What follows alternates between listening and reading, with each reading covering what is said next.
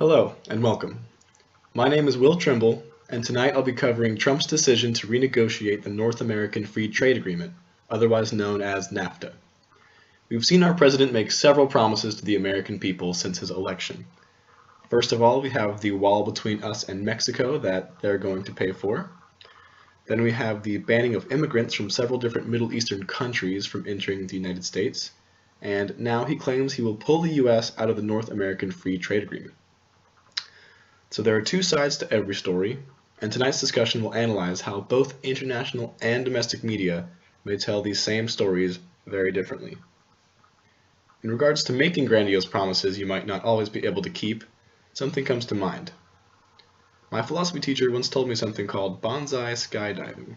Basically, bonsai skydiving is when you throw your parachute out of the plane first, and then dive out to catch it. This concept seems to be a recurring theme when you listen to President Trump speak. Well, Trump's podium is his plane, and his word is his parachute, and I think it's about time for him to go and catch it. I will let you all imagine your own outcome to that hypothetical. So for those of you who are like me, and slept through junior year's history class in high school, what exactly is the North American Free Trade Agreement, or NAFTA?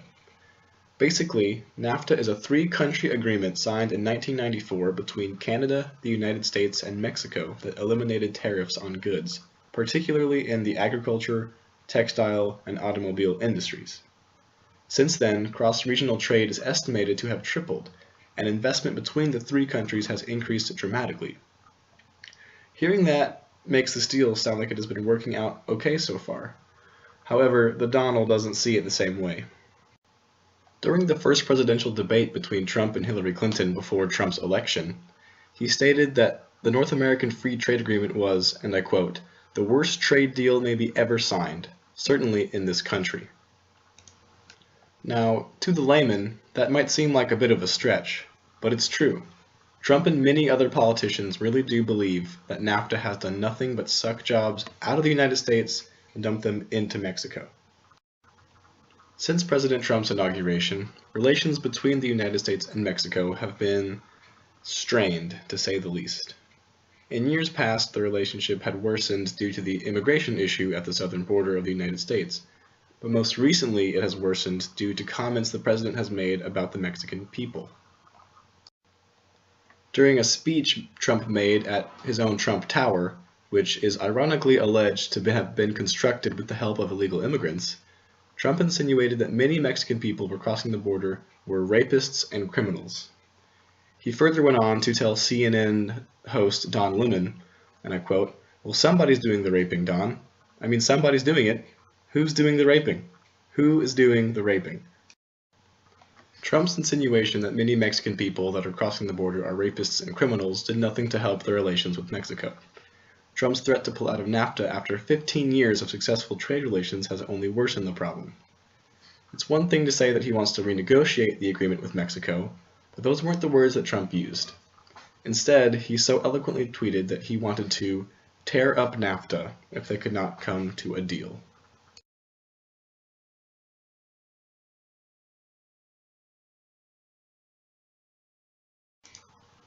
As we proceed, there are three research questions I would like to touch on throughout the rest of this broadcast.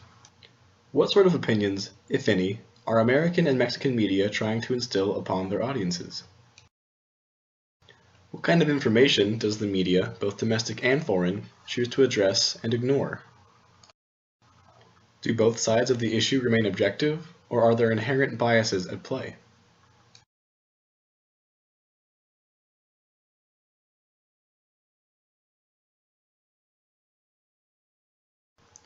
Before moving forward, I wanted to address the methodology I used to make this broadcast.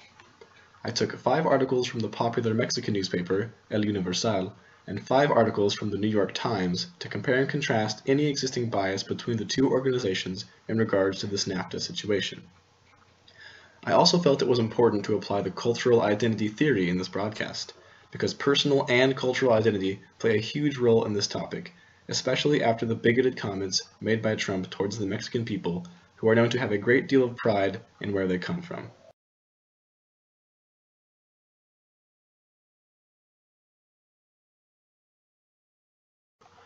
As we've discussed already, in recent years, one of the biggest political debates has been on immigration, specifically between the United States and Mexico.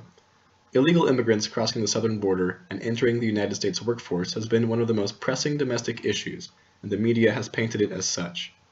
While the severity of this issue is certainly debatable, the stance that Trump has taken on it is not. Each time Trump claims to build a wall separating the United States and Mexico, the rift between the two countries grows a little bit bigger. According to an article from the New York Times, Jorge Castaneda, a former foreign secretary, as well as many other Mexican officials, have taken a more aggressive approach. Castaneda stated, "Let Mr. Trump pull the United States out of NAFTA. Instead of stopping Central American immigrants at its southern border, Mexico should let them through on their way to the United States, and let's see if his wall keeps the terrorists out, because we won't." That use of language clearly exemplifies the frustration that many Mexican people feel towards the Trump administration, and also highlights their sense of cultural identity. The theory of cultural identity relies heavily on individuals within their culture to immerse themselves in their own traditions and values, especially through a commonly shared language. So when Trump dehumanizes the Mexican people and insists that all they are killers and rapists, you get the kind of retaliation that former Secretary Jorge Castaneda is suggesting. Outside of the few outspoken, the Mexican media has done a pretty good job at remaining objective in their reporting. Given all that Trump has said, they have all the reason in the world to write scathing hate pieces, but almost all the articles I have come across from El Universal treat this situation as they would any other story. I believe this is intentional by the Mexican media for a few reasons. First of all, most economists and businessmen agree that the NAFTA arrangement is a little more beneficial to Mexico than it is to the United States. Interestingly enough, this fact is never mentioned in articles from El Universal.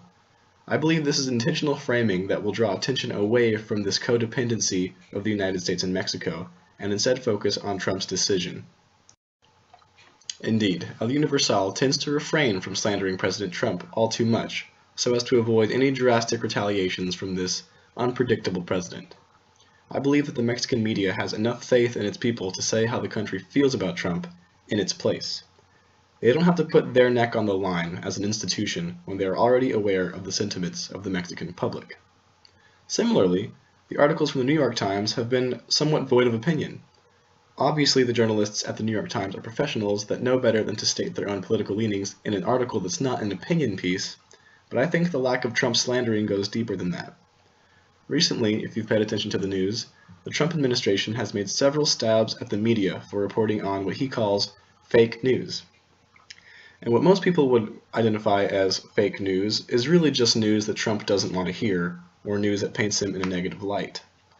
The New York Times is well aware of the war going on between the media and the White House, so most writers are erring on the side of caution when it comes to writing about Trump, again, so long as it's not an opinion piece.